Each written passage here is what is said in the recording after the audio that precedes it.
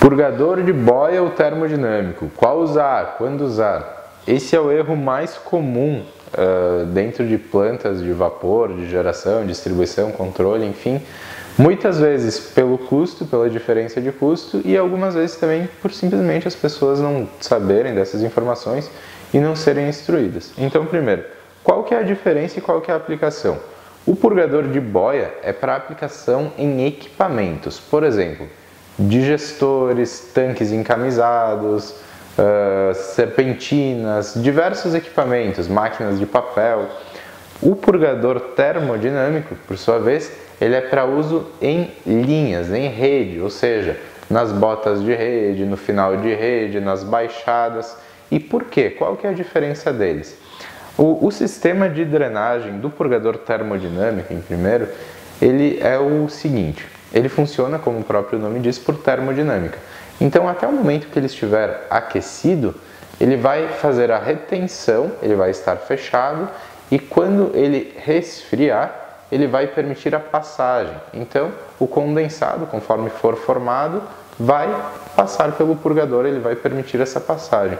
Só que o que acontece? O funcionamento dele é um funcionamento intermitente, não é um funcionamento contínuo.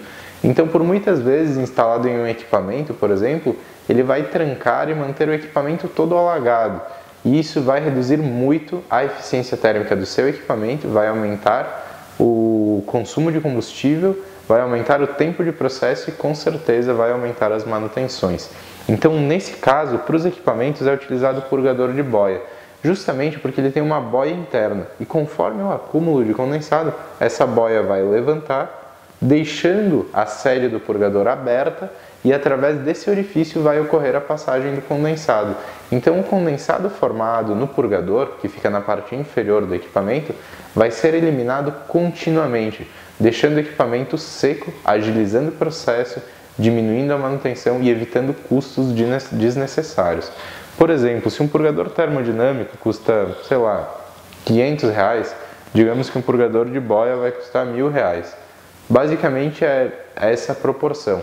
Então, muitas vezes, fabricantes de equipamento irresponsáveis, ou mesmo pessoas aí da manutenção ou terceiros, acabam optando pelo purgador termodinâmico pelo custo. Só que ao passo que você vai colocar esse purgador para ter um custo inicial mais barato, o custo final da sua operação vai ficar muito maior pelos fatores que eu expliquei anteriormente. Então vale muito a pena colocar os equipamentos nos locais adequados. Purgador termodinâmico em linhas, finais de linha, em baixadas, botas, em separadores de umidade. Purgador de boia na saída de todos os equipamentos.